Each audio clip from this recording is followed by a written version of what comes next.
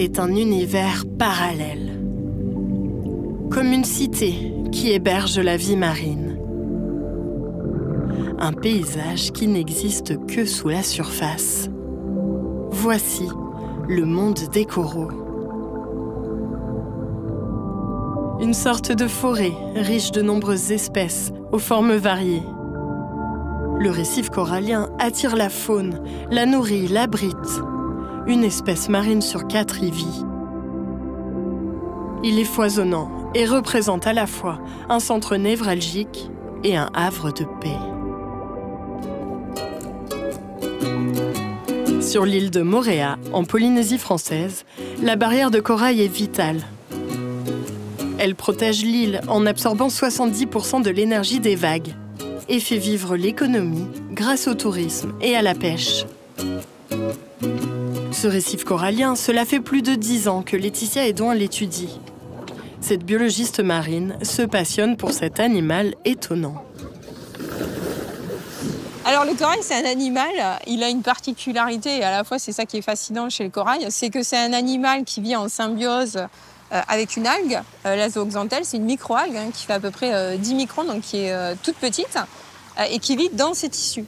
Et ces microalgues, elles ont une fonction qui est clé, c'est qu'au travers de la photosynthèse, elles vont lui apporter jusqu'à 90% de ses besoins énergétiques. Donc elles vont lui fournir des sucres, des glucides. Donc en quelque sorte, le corail n'a pas besoin de se nourrir par lui-même. En fait, c'est cette algue qui vit dans ses tissus qui lui apporte en quelque sorte quasi tous ses besoins énergétiques. Mais lorsque la température de l'eau augmente, le corail est stressé et il se débarrasse de cette algue pourtant vitale. Il laisse alors apparaître son squelette de calcaire blanc. Il ne peut plus se nourrir et va la plupart du temps dépérir. Dans le monde, 14% des coraux ont déjà disparu entre 2009 et 2018. Et il y a peu, la Polynésie française a elle aussi été touchée par une vague de blanchissement. En 2019, ça a été une année très marquante en Polynésie parce que c'était une des premières fois où on avait un épisode de blanchissement aussi massif. Le récif était vraiment complètement blanc sur la pente externe, dans la zone des 6 mètres. On avait plus de 70% de coraux qui étaient blancs, donc c'était assez dramatique visuellement.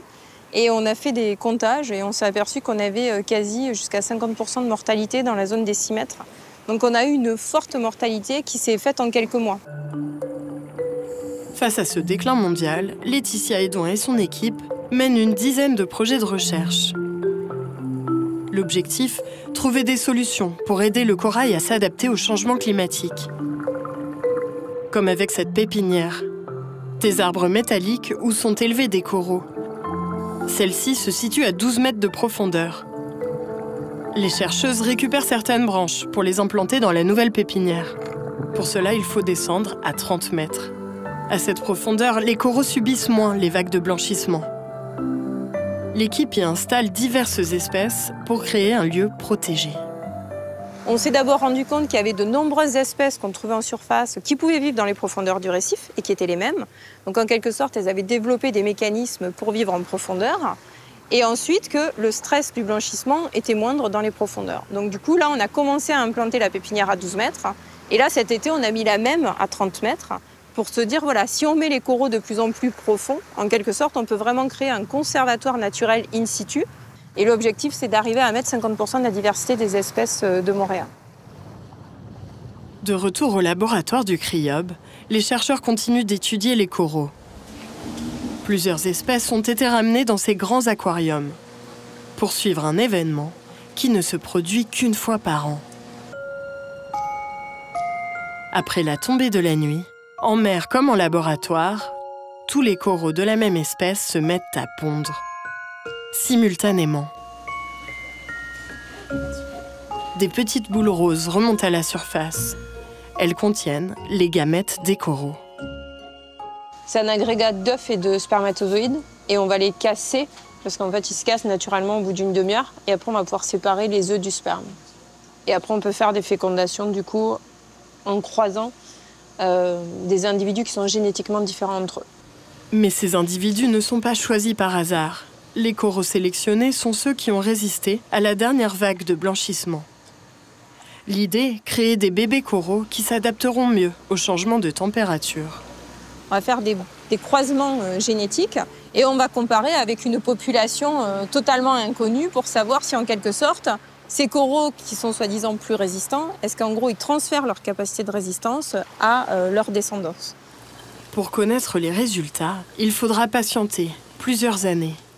Quelques jours après la nuit de ponte, le corail est encore difficile à voir à l'œil nu. Les larves se sont fixées sur ces plaques.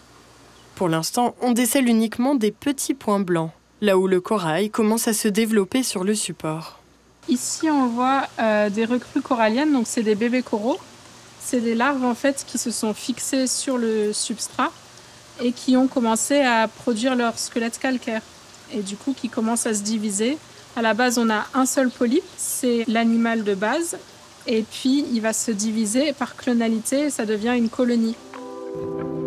En plus de la génétique, l'équipe expérimente d'autres techniques, comme la restauration assistée. Aider le corail à se réimplanter dans des endroits dévastés.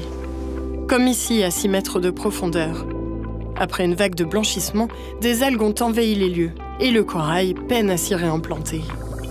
Les chercheuses désherbent certaines zones pour voir si les bébés coraux s'y installent davantage. On a fait des carrés en fait, de 9 mètres carrés avec l'idée de regarder si on enlève les algues à la main, est-ce qu'on va faciliter le recrutement corallien. On sait que quand les algues dominent sur un récif corallien, eh bien ça limite, ça inhibe en quelque sorte le recrutement corallien qui est l'arrivée de nouveaux bébés coraux. Donc là, l'objectif, c'est de regarder si en enlevant les algues, on va faciliter leur arrivée. Et le mois prochain, même, on forcera en quelque sorte la colonisation par les larves parce qu'on rajoutera nous-mêmes en quelque sorte des larves sur ces carrés pour voir si elles s'implantent mieux une fois que les algues sont parties. Une autre piste, c'est de trouver des matériaux innovants.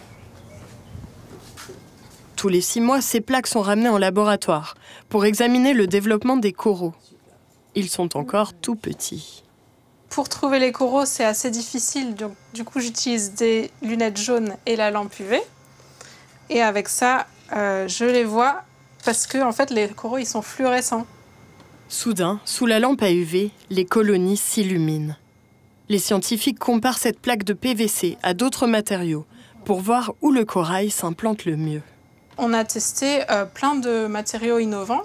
On a du béton qui a été façonné par une imprimante 3D.